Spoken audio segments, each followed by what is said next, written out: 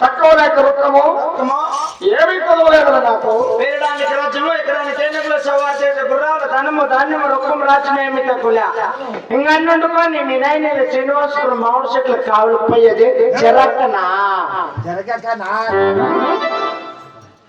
ఏమో పాత డెస్టినేషన్ వచ్చేప్పటికే ఎవడు మీ నాయన ఎవరు చూసేవారు అనుకుంటున్నావురా? మీ డాడీ మొన్న కావులకి 4 కప్పులు వేసుకొని బాగా కడుపు సరి చేసుకొని ఉండే పైన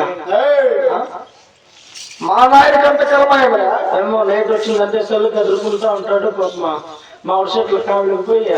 మా నాయన కులాలతో తోడుకొని పోతాంటారు మామిడి చెట్లు కావలే.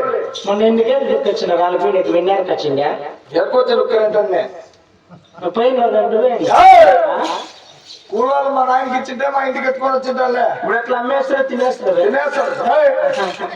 అమ్మతామే బాబు అట్లా ఓడకుండా ప్రభుత్వమా. మరి మనకున్న భూములు మరి రాస్తున్న ఆస్తులు ఎట్లా తెలిసిన మాగినట్టు తింటారేమే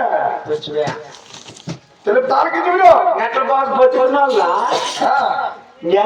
మీ అమ్మ మా వంకల కనకాయలు ఎదుర్కొంటా బావా చెప్పడం వచ్చింది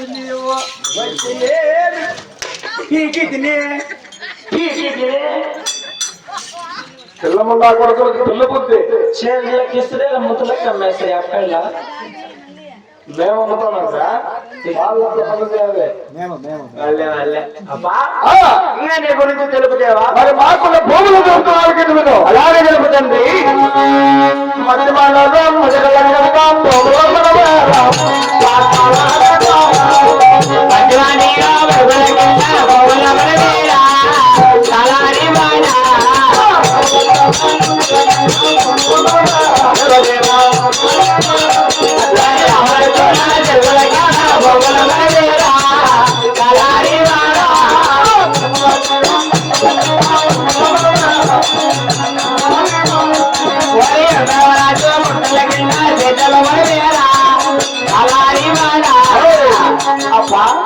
మధ్యమాన మడుగుల కింద రామలచ్చన కుండల కింద ధర్మరాజు చెరువుల కింద భూములు నావి. అన్ని భూములే నీవే.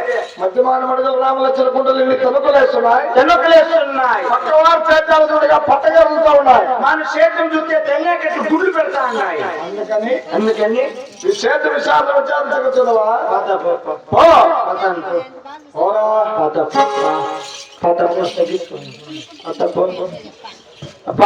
పోరాలి శరీర జాబిల్లు వాటేసుకుంటే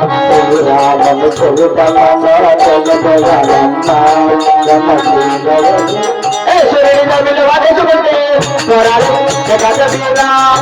శ్రీరాముడే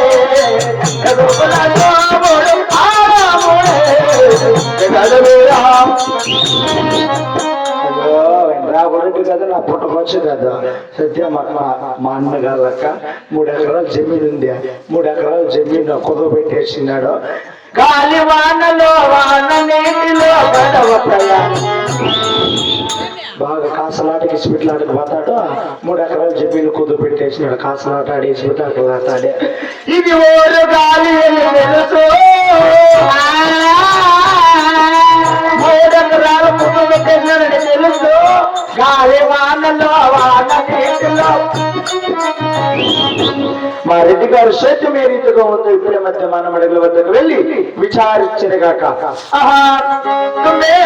నయమన్నా ఆ గొర్రెలు చెరువుల పైన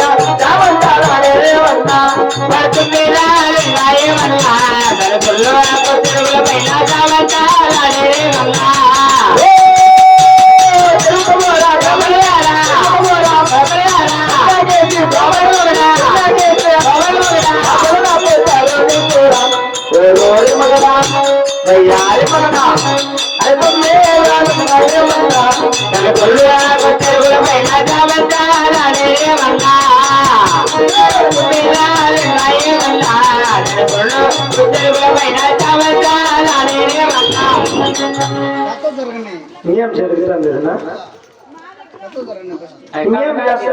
ఇంకేం చేస్తాను చెప్తున్నాను ఏం చేస్తాను చెప్తున్నాను నీకేమర్థమైంది చెప్పు అది కథ కాకుండా ఏం కథ ఒకటి కథ అడగాలి